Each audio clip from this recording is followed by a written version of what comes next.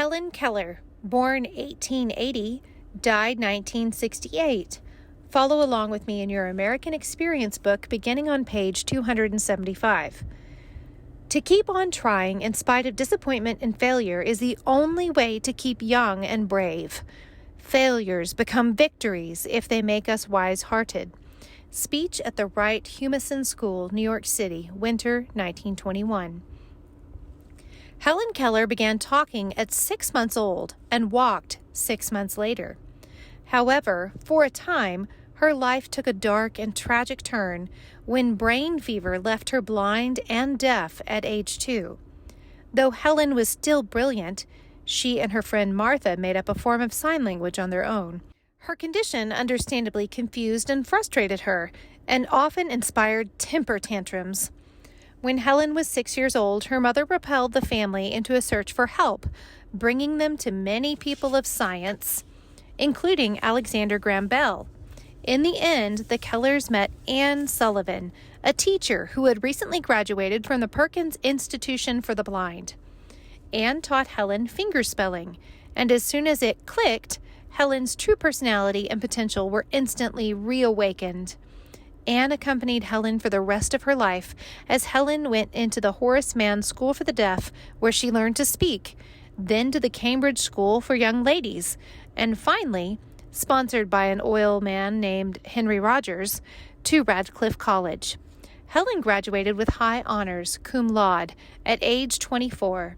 Her whole life, Helen used her growing fame as a platform to travel and speak on issues she felt important, both social and political. She helped found the American Civil Liberties Union and raised awareness and support for the visually impaired all over the world. The following excerpts are from The Story of My Life by Helen Keller. I cannot recall what happened during the first months after my illness. I only know that I sat in my mother's lap or clung to her dress as she went about her household duties. My hands felt every object and observed every motion, and in this way I learned to know many things. Soon I felt the need of some communication with others and began to make crude signs. A shake of the head meant no, and a nod, yes. A pull meant come, and a push, go. Was it bread that I wanted? Then I would imitate the acts of cutting the slices and buttering them. If I wanted my mother to make ice cream for dinner, I made the sign for working the freezer and shivered, indicating cold. My mother, moreover, succeeded in making me understand a good deal. I always knew when she wished me to bring her something, and I would run upstairs or anywhere else she indicated. Indeed, I owe to her loving wisdom all that was bright and good in my long night. I understood a great deal of what was going on about me. At 5, I learned to fold and put away the clean clothes when they were brought in from the laundry, and I distinguished my own from the rest. I knew by the way my mother and aunt dressed when they were going out, and I invariably begged to go with them. I was always sent for when there was company, and when the guests took their leave, I waved my hand to them, I think with a vague remembrance of the meaning of the gesture. One day, some gentlemen called on my mother, and I felt the shuttling of the front door and the other sounds that indicated their arrival. On a sudden thought, I ran upstairs before anyone could stop me to put on my idea of a company dress. Standing before the mirror, as I had seen others do, I anointed my head with oil and covered my face thickly with powder. Then I pinned a veil over my head so that it covered my face and fell in folds down to my shoulders, and tied an enormous bustle around my small waist so that it dangled behind, almost meeting the hem of my skirt. Thus attired, I went down to help entertain the company. I do not remember when I first realized that I was different from other people, but I knew it before my teacher came to me. I had noticed that my mother and my friends did not use signs as I did when they wanted anything done, but talked with their mouths. Sometimes I stood between two persons who were conversing and touched their lips. I could not understand and was vexed. I moved my lips and gesticulated frantically without result. This made me so angry at times that I kicked and screamed until I was exhausted. I think I knew when I was naughty, for I knew that it hurt Ella, my nurse, to kick her, and when my fit of temper was over, I had a feeling akin to regret. But I cannot remember any instance in which this feeling prevented me from repeating the naughtiness when I failed to get what I wanted. In those days, a little colored girl, Martha Washington, the child of our cook, and Belle, an old setter, and a great hunter in her day, were my constant companions. Martha Washington understood my signs, and I seldom had any difficulty in making her do just as I wished. It pleased me to domineer over her, and she generally submitted to my tyranny rather than risk a hand-to-hand encounter. I was strong, active, indifferent to consequences. I knew my own mind well enough and always had my own way, even if I had to fight tooth and nail for it. We spent a great deal of time in the kitchen, kneading dough balls, helping make ice cream, grinding coffee, quarreling over the cake bowl, and feeding the hens and turkeys that swarmed about the kitchen steps. Many of them were so tame that they would eat from my hand and let me feed them. One big gobbler snatched a tomato from me one day and ran away with it. Inspired, perhaps, by Master Gobbler's success, we carried off to the woodpile a cake, which the cook had just frosted, and ate every bit of it. I was quite ill afterward, and I wonder if retribution also overtook the turkey.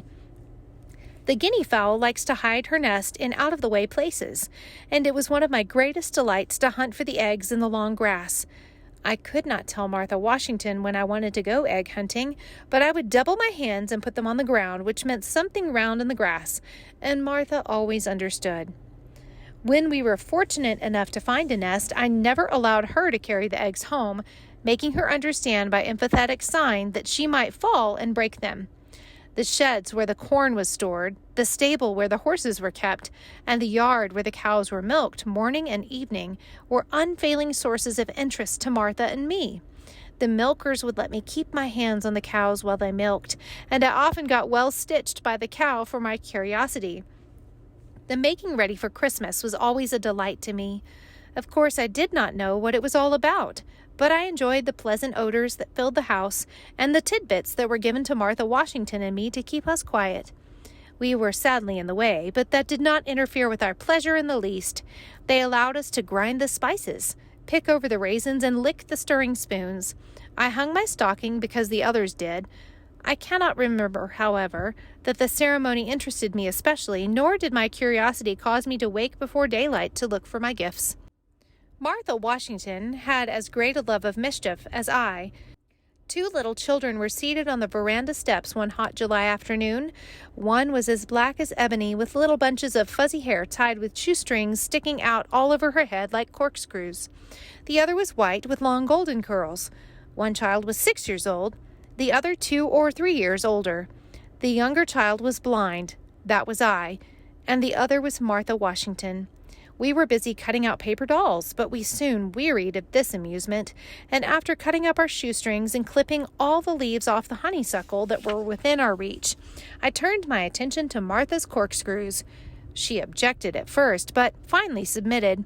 Thinking that turn and turn about is fair play, she seized the scissors and cut off one of my curls, and would have cut them all off but for my mother's timely interference. Bella, our dog and my companion, was old and lazy and liked to sleep by the open fire rather than to romp with me. I tried hard to teach her my sign language, but she was dull and inattentive. She sometimes started and quivered with excitement. Then she became perfectly rigid, as dogs do when they point a bird. I did not then know why Bella acted in this way, but I knew she was not doing as I wished. This vexed me, and the lesson always ended in a one-sided boxing match.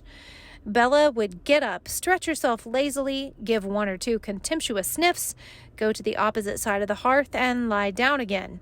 And I, wearied and disappointed, went off in search of Martha.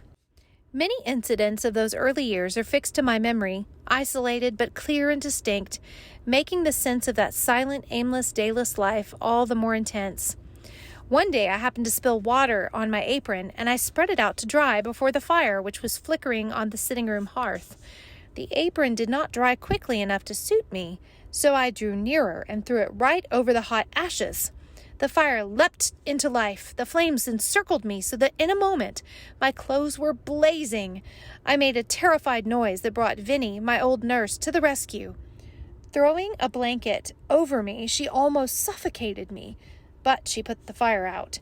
Except for my hands and my hair, I was not badly burned. About this time, I found out the use of a key. One morning, I locked my mother up in the pantry, where she was obliged to remain 3 hours. As the servants were in a detached part of the house, she kept pounding on the door while I sat outside on the porch steps and laughed with glee as I felt the jar of the pounding. This most naughty prank of mine convinced my parents that I must be taught as soon as possible. After my teacher, Miss Sullivan, came to me, I sought an early opportunity to lock her in her room. I went upstairs with something which my mother made me understand I was to give to Miss Sullivan.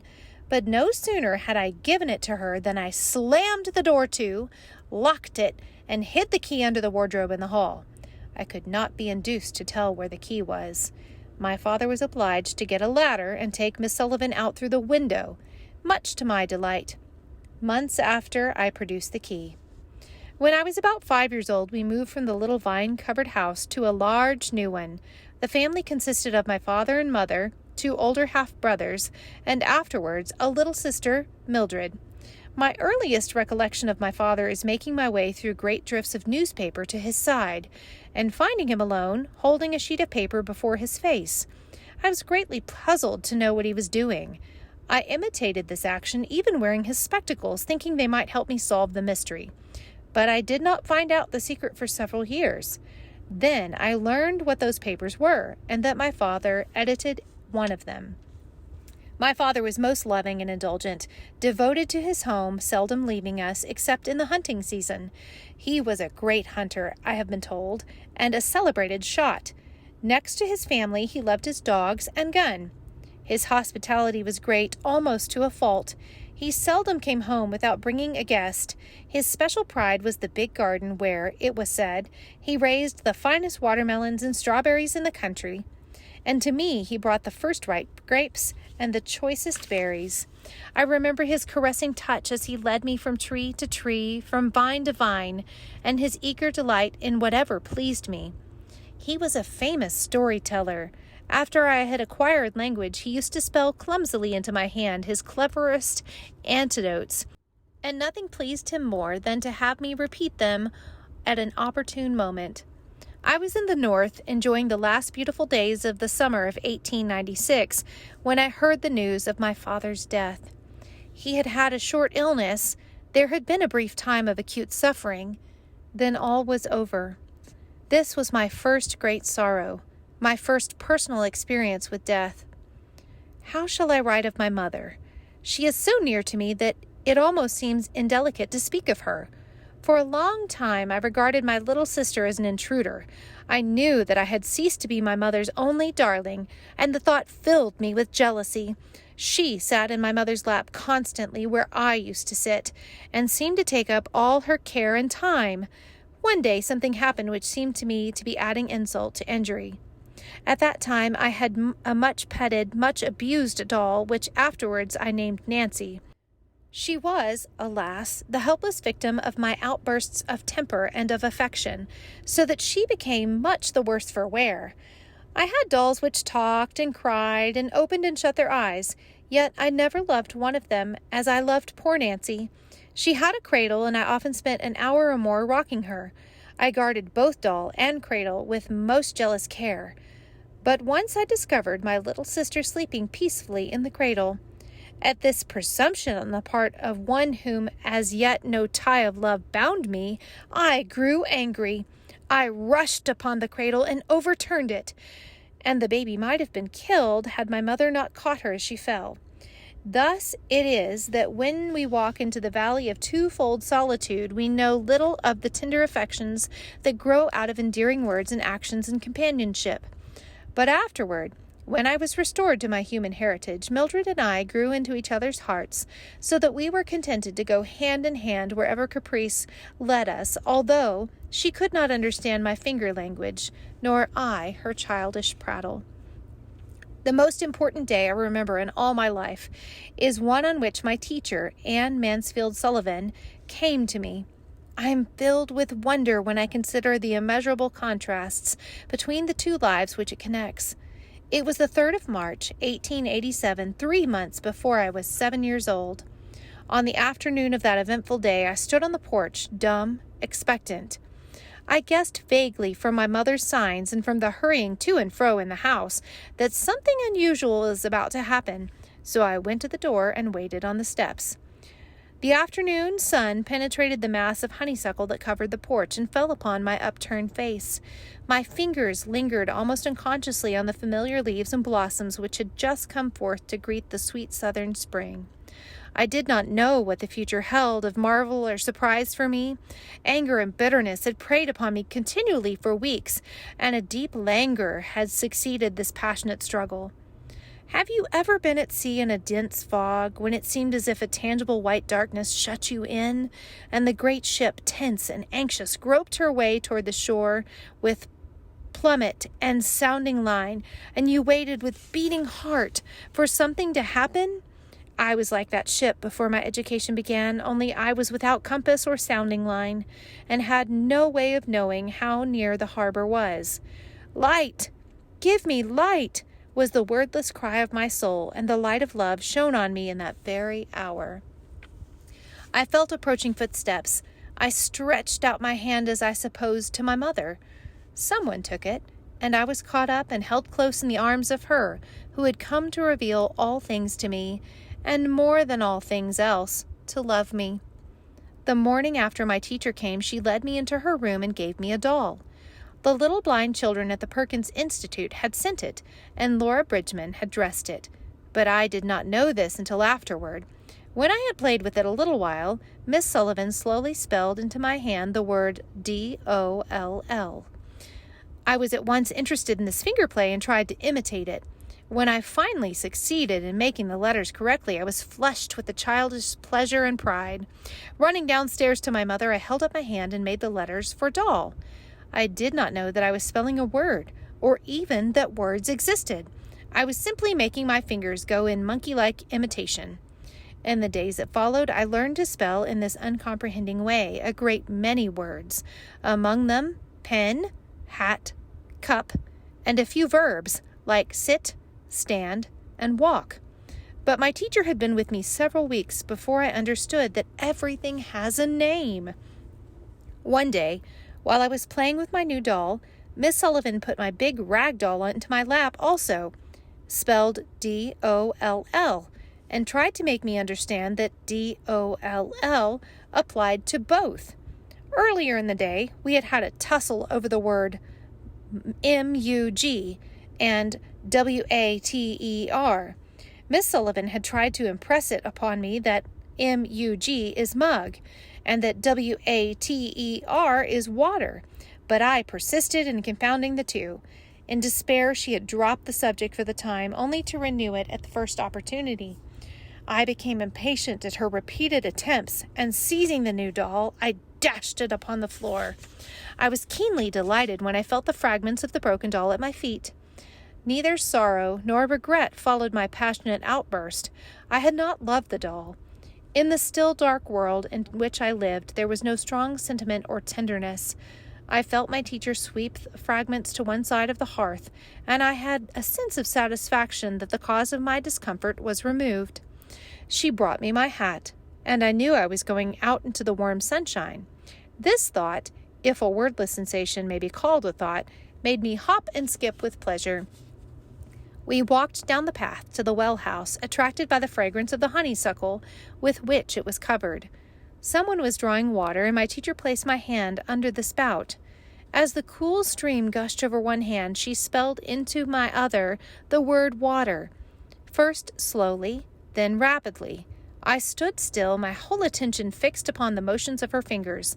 Suddenly, I felt a misty consciousness of something forgotten, a thrill of a returning thought, and somehow the mystery of language was revealed to me.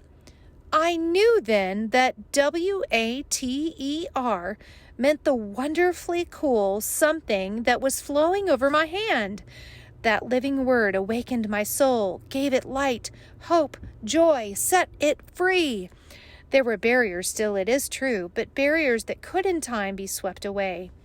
I left the well house eager to learn. Everything had a name, and each name gave birth to a new thought. As we returned to the house, every object which I touched seemed to quiver with life. That was because I saw everything with the strange new sight that had come to me. On entering the door, I remembered the doll that I had broken. I felt my way to the hearth and picked up the pieces. I tried vainly to put them together. Then my eyes filled with tears, for I realized what I had done, and for the first time I felt repentance and sorrow. I learned a great many new words that day. I do not remember what they all were, but I do know that mother, father, sister, teacher were among them. Words that were to make the world blossom for me, like Aaron's rod with flowers. It would have been difficult to find a happier child than I was as I lay in my crib at the close of that eventful day and lived over the joys it had brought me, and for the first time longed for a new day to come. I now had the key to all language, and I was eager to learn to use it. Children who hear acquire language without any particular effort. The words that fall from others' lips they catch on the wing, as it were, delightedly, while the little deaf child must trap them by a slow and often painful process. But whatever the process, the result is wonderful. Gradually, from naming an object, we advance step by step until we have traversed the vast distance between our first stammered syllable and the sweep of thought in a line of Shakespeare. At first, when my teacher told me about a new thing, I asked very few questions. My ideas were vague and my vocabulary was inadequate. But as my knowledge of things grew and I learned more and more words, my field of inquiry broadened, and I would return again and again to the same subject, eager for further information. Sometimes a new word revived an image that some earlier experience had engraved on my brain. I remember the morning that I first asked the meaning of the word love. This was before I knew many words. I found a few early violets in the garden and brought them to my teacher. She tried to kiss me, but at that time I did not like to have anyone kiss me except my mother. Miss Sullivan put her arm gently around me and spelled into my hands, "I love Helen." "What is love?" I asked. She drew me closer to her and said, "It is here," pointing to my heart, whose beats I was conscious of for the first time.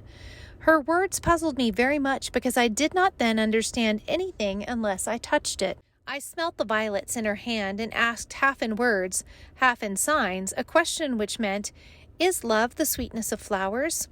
"No," said my teacher. Again I thought. The warm sun was shining on us. "Is this not love?" I asked, pointing in the direction from which the heat came. "Is this not love?" It seemed to me that there could be nothing more beautiful than the sun, whose warmth makes all things grow. But Miss Sullivan shook her head, and I was greatly puzzled and disappointed. I thought it strange that my teacher could not show me love. A day or two afterward, I was stringing beads of different sizes into symmetrical groups, 2 large beads, 3 small ones, and so on. I had made many mistakes, and Miss Sullivan had pointed them out again and again with gentle patience. Finally, I noted a very obvious error in the sequence, and for an instant I concentrated my attention on the lesson and tried to think how I should have arranged the beads. Miss Sullivan touched my forehead and spelled with decided emphasis, "Think." In a flash, I knew that the word was the name of the process that was going on in my head. This was the first conscious perception of an abstract idea. For a long time I was still.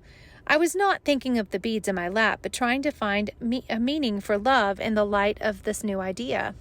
The sun had been under a cloud all day, and there had been brief showers, but suddenly the sun broke forth in all its southern splendor. Again I asked my teacher, "Is this not love?" "Love is something like the clouds that were in the sky before the sun came out," she replied. Then in simpler words than these, which at the time I could not have understood, she explained, "You cannot touch the clouds, you know, but you can feel the rain and know how glad the flowers and the thirsty earth are to have it after a hot day. You cannot touch love either, but you feel the sweetness that it pours into everything. Without love, you would not be happy or want to play." The beautiful truth burst upon my mind.